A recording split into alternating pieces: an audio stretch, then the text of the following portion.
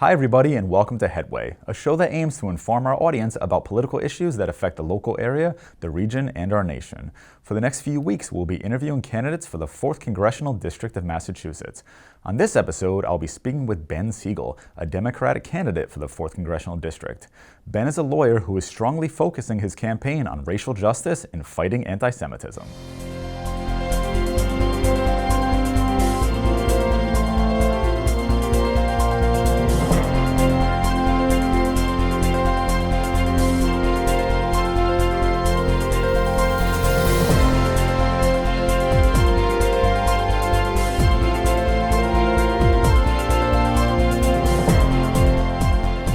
Hi everybody, welcome back. Welcome to today's episode of Headway. We're here today with congressional candidate Ben Sigel. And hi Ben, how are you? Good, David. Good to see you. Thanks for having me on the show today. Yeah, welcome. Thanks for coming. And Ben, can you just start off by telling us a little bit about your background? I know you're a lawyer and you were from Braintree, but you live in Brookline now. Do you want to talk a little bit about your background and how it kind of led you into running for office? Yeah, sure. So I grew up, I'm a Puerto Rican. My mom was born and raised there. I'd be the first Latino ever elected to Congress from Massachusetts. So my mom is 7th generations in Puerto Rico. My dad, 3rd generation from Worcester. And I grew up in a blue collar, middle class family in Braintree, a suburb in a town so similar to Attleboro, actually. It's one of the reasons I jumped into this race. Although I live in Brookline now, and we'll talk about that, I'm really the only candidate who grew up in a middle-class family. I understand what that was like in that perspective. Grew up in Braintree, went to Braintree High, then went to undergraduate in Middlebury College, where I was a Division III and Division I decathlete, actually had our college's school record for a little bit. And then right after, I actually worked at the Democratic Congressional Campaign Committee and the Democratic Caucus, helping to promote a Democratic national agenda. For the last almost 20 years, I've been working as an attorney in many different law firms. The last 9 years or so at Mintz-Levin, one of the country's largest law firms, where I was the national director of all client and community relations. So what that means is just my job is figuring out what are we doing right with clients and continuing it, what are we doing wrong with them and fixing it, and internally breaking down silos for better collaboration to provide better client service. So while I've been doing that, I've been president of the Hispanic National Bar Association for all of New England. And also just finally, as much as I've loved the law, I've actually sat on the boards of over a dozen nonprofits in the last 10 years in the Latino community and in the Jewish community specifically. And just a little bit about my family. We moved to Brookline in 2003. I have 4 young kids, an incoming 9th grader, incoming 7th grader, incoming 5th grader, and an incoming kindergarten. And my wife and I just celebrated our 19th year of marriage this week. Well, congrats on the anniversary. Thank you. You're welcome. So Ben, it's been weird probably to be campaigning during the pandemic. Probably a lot of things you would have wanted to do, like a lot of the events you'd want to go to and shake hands, which obviously you can't shake hands right now. But all those things were kind of called off. So how have you been campaigning? Have you been door knocking still? How have you been doing it? No, it's a great question. Look, we all had to move our campaigns virtually, but I think we did things a little differently. First of all, we're still the only candidate who has visited all 34 cities and towns in the district. And this was even before COVID. I was the 7th candidate in the race towards the end of January. And in my first 3 weeks, I did a listening tour. And I went to actually Tex Berry's Coney Diner. Was one of the first places I went to in Attleboro. But look, as the only candidate did that, I've been to all the cities and towns, but then I've also been to over 20 different marches, rallies, and protests, including one of the Black Lives Matter rallies in Attleboro and the Juneteenth celebration in Attleboro. I've been to over 15 cities and towns doing that. I've also been to over 12 different city and town elections during this time. Now, the other thing we're pretty proud of how we switched our campaign virtually was 2 things. First, we were the first candidate to put up COVID-19 resource page on our website, translated into Spanish and Portuguese. But secondly, what I'm really proud of is this, which is since COVID started, we put together 34 different Facebook Live conversations with experts and community leaders in the 4th District, helping to inform, educate, support, and protect the community on some of the biggest issues affecting all of us. No other candidate has done that, so we're really proud to be trying to amplify the voices of everyone in the district while also supporting and protecting them. Yeah, great. So Ben, a lot of stuff is happening at the national level about pandemic relief, a lot of talk. I mean, I know Senate's on a hiatus right now and Congress is just getting back because of all the things that are happening with the post office. But so what are your, what would you like to see happening now about pandemic relief? And, if you're elected in January, what would you want to start doing? Because I'm sure things won't be completely solved by then. So what would you want to be seeing happening about pandemic relief? Well, the first thing is how disappointed we should all be in Congress and in this administration. Americans are dying. Businesses are going under. We still don't have a vaccine. There's an assault on the post office, and we're seeing our Black and brown communities especially feel the burden, even more so COVID-19, and now they're on vacation. So, I mean, just do your job. That's what they're there to do. Just do your job. But look, if I was in there's a few places we really got to focus on.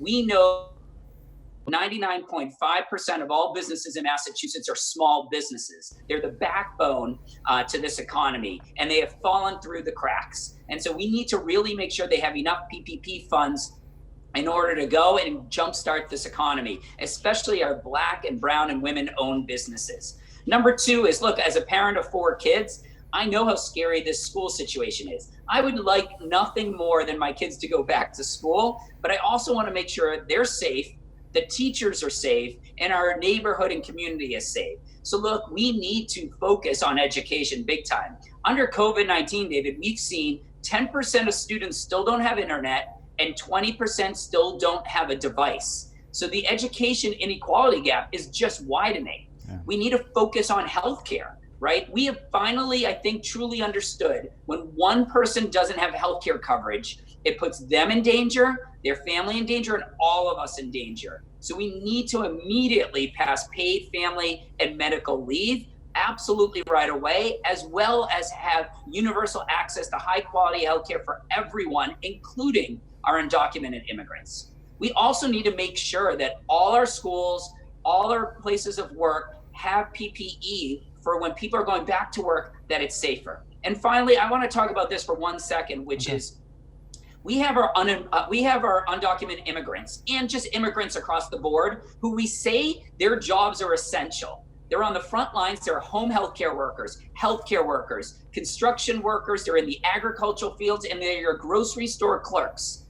And then we tell them your job's essential, but your life isn't essential. So we need to make sure they get unemployment assistance and they get healthcare coverage immediately and driver's license. This isn't just for them. This is good for the entire community, and it's good for our economy, and it's the moral and ethical right thing to do.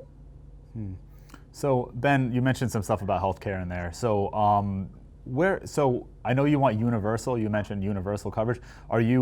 Is this a Medicare for all, or is this an expanded Obamacare? Where exactly are you on universal coverage? It's a great question. I mean, that's one of the things that differentiates us, that question, a little bit in this field. There's not much that does on policy, so this is a good one. I believe we're going to get to Medicare for all one day, and sometime soon, and I'm all in favor of that. But unfortunately, that is going to take time, and I'm not going to sit by until we have Medicare for all while people don't get coverage and have to decide between spreading COVID-19 and putting food on the table. So I believe immediately we need to strengthen the ACA, add a public option, and expand Medicare from 65 to 50. So that we can get on the track to Medicare for all. There's a couple other reasons though. First of all, you can't go into a Medicare for all system on a Friday, say you're gonna go into it on the weekend from the ACA and come out on Monday with Medicare for all. It takes time. Mm-hmm. Number 2, we don't have the votes yet in Congress. I wish we did, but we don't. So let's be practical about this. Hopefully the Democrats win the Senate. I think they're going to. I think they're gonna win at least 5 seats and lose Doug Jones in Alabama. But even if you do that, you still need 60 votes. So again, I'm not going to be on the sideline saying, let's not do anything until we have Medicare for all. Let's be practical. And finally, the last reason, David, is, as you know, we have Obamacare and Romney Care here in Massachusetts, 98% covered. So our issue here is affordability. Yeah. But we don't fully understand all the consequences to moving to a Medicare for all system on our Massachusetts healthcare system. We need to understand that better, as well as the consequences to our life science community, who's such a driver to our economic engine right now. Yeah. So Ben, can you talk a little bit about, I know you mentioned earlier that you went to two, I think you've been to a lot of BLM rallies from what you were saying, I understand. And the one in Attleboro, you went to a Juneteenth rally in Attleboro. Do you want to talk a little bit about your ideas on, racial justice and criminal justice reform? And yeah, I mean, some of your ideas on that you might want to do while in Congress if elected. Yeah, thank you for opening that with that question. I mean, look, I did. I've gone to over 20 rallies, marches, and protests in 15 different cities and towns. So I think I'm the only candidate out there, quite honestly, probably the only person who has a really good understanding of what we're seeing from the diverse community we have in the Fourth. Look, the number one thing is we have to seize this moment. BLM can't be a trend, right? It can't be that we're just talking about these things and just going to these marches and doing nothing about it. Because we know that it was the racist knee of a cop that killed George Floyd, but we know the racist knee of systemic racism has been on the throats of especially our Black community for the last 400 years. So I think there's a few things we need to do. And at the top begins with kind of police reforming. Right? We need to condemn and eliminate police brutality, racial profiling, excessive use of force. We need to create national police certifications and decertifications. We need to create national police standards of care for the use of force. We have to eliminate police qualified immunity. So if one police officer were to violate your civil rights, or God forbid, a whole department, they could be held accountable. We need to ban facial recognition technology, demilitarize the police, and we need to make sure that the police officers are using body cameras. Now, let's just talk about the last piece around police reforming, this term defunding the police, right? First of all, it's probably the worst branding of any term because everyone has a different definition of it. Yeah. For me, defunding the police is just a reallocation of some of the police resources. Look, we don't need to pay the police overtime to be construction flaggers, right? We also know that education and engagement are the antidotes to mental health, substance use disorder, and poverty, and a criminal justice reform. So let's pay for experts in those areas, psychologists, school counselors, community crisis teams, to be on the front lines. Sometimes we have our police doing it, which means we're making treatment subordinate to punishment. Now, look, if we did all of that, David, there's still two other layers we need to get to if we're going to eliminate racism in this country. The next layer is we have to eradicate racism in all of our systems. So we talked about healthcare, right? We know that our Black and brown communities are contracting COVID-19 at double and triple the rates of their population. They're getting less treatment, they're getting tested less, and they're getting less PPE. We already mentioned education, that inequality gap that we're seeing. But we see this in housing, and we see this in transportation, and we see this in our environment. So we need to eradicate it there. But finally, look, if we did all of those things, I think there are 4 underlying reasons for systemic racism we really need to get to. Number 1, we need to elect diverse leaders like myself, who would be the first Latino ever elected to Congress from Massachusetts, who truly understand the diverse perspectives of our community. Not just politicians. We need our teachers to be more diverse. We need who's sitting on our boards and executive suites in our Fortune 500 companies, nonprofits, and for-profits. We need it in our hospitals and fire departments. Number 2, I don't believe, David, that anyone is born a bigot, a racist, or an anti-Semite, right? I think we learn that in our society. So let's unteach that and teach our youth at the earliest ages that lies, stereotypes, and prejudice can turn into hate and far worse. So finally, number 3, we need to support and protect the voting rights of all Americans, especially those historically disenfranchised. Part of that is the mail-in ballots that we're seeing this assault on our USPS by this administration that has turned our mail into a partisan issue, right? But we need to make sure we're eliminating gerrymandering, political gerrymandering, eliminating any barriers to entry, having automatic voter registration, eliminating voting purging rolls. Now, the last thing is something we're all doing now. And David, I'm sure you've already filled out your census questionnaire, but this is a big one, right? It's really important that the census is the most inclusive activity in our entire country. And its data determines equal access to representation and equal access to over 800 billion in federal resources a year. And so the Latino community, Black community, our children and Native Americans are always undercounted. So we need to encourage everyone to fill out that census because it's going to help bring money to determine where to put schools, where to put roads, where to put hospitals, how to respond to epidemics like the opioid crisis and pandemics like COVID-19. It hurts you and your family if you don't fill it out. It hurts Attleboro if you don't fill it out, and it hurts the Commonwealth. So those are the four main reasons I think we have to tackle. Yeah, definitely. So Ben, as someone who's Jewish, can you talk about like how, like, I know anti-Semitism is kind of on the rise in America now. I mean, it seemed, I haven't suffered from it obviously, but like it seems like it was kind of on a decline. You didn't hear as much of it for years, and now it's back and strong. And I know I was looking at your website, it's something that you want to focus on curbing that. So do you want to talk a little bit about your ideas of how to stop anti-Semitism in America?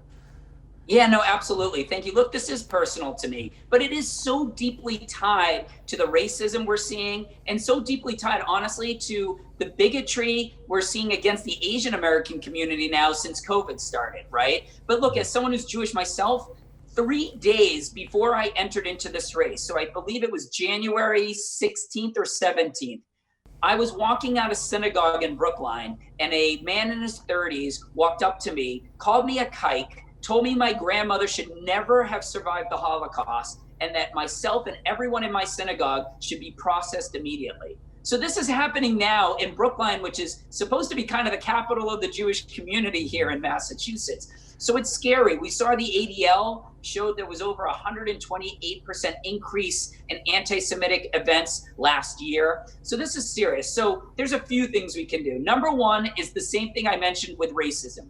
We need to teach our kids at the earliest ages that lies, stereotype, and prejudice can turn to hate and far worse. That's got to be number one. We got to teach cultural competency, bias training, and diversity training to our police officers and teachers and to all of our leaders, civic, religious, and political. I actually just heard 2 weeks ago a teacher who I was meeting with virtually who told me a week earlier, it was the first time she's ever had diversity training in her 25 years as a teacher in the 4th District. I mean, we need to do better than that. So a couple other things we need to do. We need to pass far stronger hate crimes legislation. We need that for racism as well. There's an anti-lynching law that needs to pass, but we also have to pass the No Hates Act. What that does is it helps us compile hate crimes data around the whole country. Right now, some states compile it, some states don't. The FBI sometimes looks at it, sometimes doesn't. We need to really standardize that. We also have to increase our security measures for some of our religious and cultural institutions as well. And we need to pass the international definition of anti-Semitism around the world. The US has already accepted that. Germany just came on, and there's a few countries, but that's extremely, extremely important. And finally, we need to actually prosecute the hate crimes when they happen. It's nice to have the laws on the books, but if we're not prosecuting those, then we're not doing our job. Yeah, definitely. So can you talk a little bit about, you mentioned inequality earlier, but do you want to talk a little bit about the just how you plan to close the gap between high wage workers and low wage workers, and trying to, basically like grow the middle class and just make things a little more equitable in this economically? Right. Look, there's a lot of ways to do this, right? We got to look at it holistically. There's not one size fits all for this approach. It starts, though, with education. We need to have universal preschool, because we know if the earlier you write and read, the more chance you have to be successful. We know right now that young Black kids are sometimes 7 to 9 months behind even entering kindergarten at this point. So let's have an equal playing field. We need to have more diversity in our teachers in our K through 12. Right now in Massachusetts, 20% of the students are Latino, only 3% of the teachers are. So let's have teachers that look like and understand what our students are going through. Another piece is student debt. Look, and that's personal to me. I went to law school, business school, and a private undergraduate. I still have significant student debt. We need to cap that student debt and really help our on them going forward. It's one of the biggest economic problems that we have in our country, people. So we need to cap all student debt at a very small fixed percentage of people's income, somewhere between 5 and 8%. We need to allow students to get friendly interest rates. Right now, students graduate, they pay 6 to 12% is their interest rate. Banks, they're paying each other out at a 1.2 to 1.3%. We need to make higher education that's public, free for low-income students, and highly subsidized with the cap I just mentioned for our middle-class students. But for community colleges, we need to make it free for both lower and middle class as well. We need to invest in our technical vocational schools and our community colleges and build more public-private partnerships with our employers, right? Let's make sure our students, when they graduate, have the skills for 21st century jobs to get those jobs immediately. Finally, one thing that's really different on education that no one else is talking about except me is I believe in free adult vocational school, right? Every adult should be able to acquire the skills and training they need to find higher wages and find higher quality jobs. So let's do that right now, especially under COVID, where people have lost some of their jobs. Let's give them the skills and training to go into new jobs in new industries. This is really important.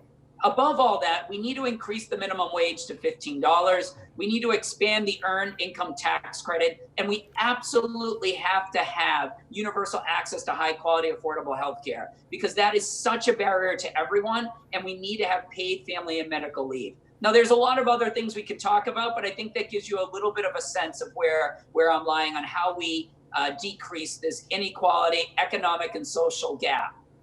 Yeah, I know here in Massachusetts, they're starting to, at one of the, I think Bristol Community College is doing a thing where they're having, so for like offshore wind farming, they're going to be just lots of free training. I think it's free training in that. And yeah, I think that's great. Like it gets people out there doing the jobs of the future that are going to be, there's going to be a lot of jobs in offshore wind. So get some people trained on how to do that, definitely. Can you talk? Yeah, and David, can I mention one other thing with that, if that's sure, okay? Definitely, yeah. Which is, and that's why it's so important, right? Like before COVID started, I don't think most people know this. We had 200,000 open jobs in Massachusetts and 130,000 people looking for jobs. So why is that? Many reasons, but I'm just going to give you two main ones. Number one is people didn't have the skills and training for those jobs. So let's give it to them. So it's amazing Bristol Community College is doing that, but we need to do that everywhere. Yeah. But number two was actually we had immigrants here who had the skills and training, but didn't have English proficiency to get the jobs. And they can't find English classes because there are wait lists and because they're expensive. So let's give them those English classes, help them get those jobs that are waiting for them. And the employers are so happy because they have people who actually know what they're doing, filling those jobs. It's a win-win for everyone. Yeah, definitely. Can you talk a little bit about foreign policy, Middle East, wars, just endless wars that we tend to get involved in, just the whole gamut of foreign policy, but briefly. The whole gamut of foreign policy, but briefly. Yeah, we could get stuck in every country at this point. Look, overall, let's be very honest. This administration has been forcing nationalism and isolationism, right? We know under a global pandemic, that doesn't work. That is one of the reasons we weren't prepared. We need to re-engage with the world, not just on pandemics, right? We need our allies, we need to get closer, but on combating the climate crisis. on protecting our citizens from worldwide threats, especially cyber threats, right? We need to work with our friends and our allies. So for me, one of the first things we should be doing is re-engaging with the world, re-entering the Paris Accords, not coming out of the WHO and cutting our funding, but actually working towards better relationships and friendships. Now, in terms of the wars and the military, first of all, we just need to have a plan. What is our plan? Because I don't know what it is. I'm not sure anyone knows what it is, but let's figure it out, right? We're trying to protect the interests of every single person in this country, right? So if we need troops in a country to do that, great. But what's the plan on how we're going to do that? And step back, because right now there isn't. And sometimes we've created these wars and then we can't step out because we never had a plan on how to do it. So I believe we need to minimize as much of our troops as possible, have as few as we need in these countries for particular reasons. But let's at least look at what is our plan based on evidence and data, and then take it from there. Yeah, definitely. Can you just briefly tell me what committees you'd want to be on in Congress if elected? Yeah, look, the two most important and most powerful are Ways and Means and Appropriations, right? That's going to determine healthcare. That's going to determine what we do with Social Security, spending, and taxing. That is going to have the biggest impact on our communities here. And so they're also two of the hardest to get on, but I think it's really important that I put myself in a position to get on those committees to really help this district out as much as I can. Awesome. So just not a lot of talk in this primary. There hasn't been a lot of talk about the upcoming, general. So there's two Republicans running, both actually from this area, Dave Rosa and Julie Hall, Julie Hall's actually from Attleboro. How would you approach a general with either of those two candidates? So I've only met both of them once on a forum. Look, I think when it comes to policy, we're very different. All of the Democratic candidates from them. I think this district is going to really look for someone who's going to listen to them, get to know them, understand them, and amplify their voices, and who's going to actually truly advance diversity, equity, inclusion for everyone. I don't see that happening with either one of those candidates at this point, and I know that the Democratic candidates that is something that's important to them. Look, we have one of the most diverse districts in the country, not just in Massachusetts. You have some of the wealthiest part of the district is in this country, in this Commonwealth. One of the poorest parts of the district is in the Commonwealth. We have one of the largest Jewish populations in the country percent-wise in this district, a very large immigrant population, especially Portuguese speaking, and we have one of the most conservative parts of the district. Right? So you need someone who's going to amplify the voices of everyone and not just a privileged few. And that's why I feel I'm the right leader right now at the right time. And I think whether it's me, which I believe it will be, or any of my other Democratic colleagues, I think they're going to have a really strong voice against the two Republicans right now. But I wouldn't know which of those two are going to win, David. I have no idea. I'm not paying attention to that race for their primary. Yeah, of course not. You have your own problems right now. You have your own race to worry about. So, not problems. I didn't mean I just meant you have your own race to worry about. So, yeah, thanks a lot for coming and talking to us, Ben. And yeah, thanks a lot. And I think it was really informative for everyone who tuned in and maybe will tune in. So, and everyone, thanks for watching and listening. And we'll see you on the next Headway.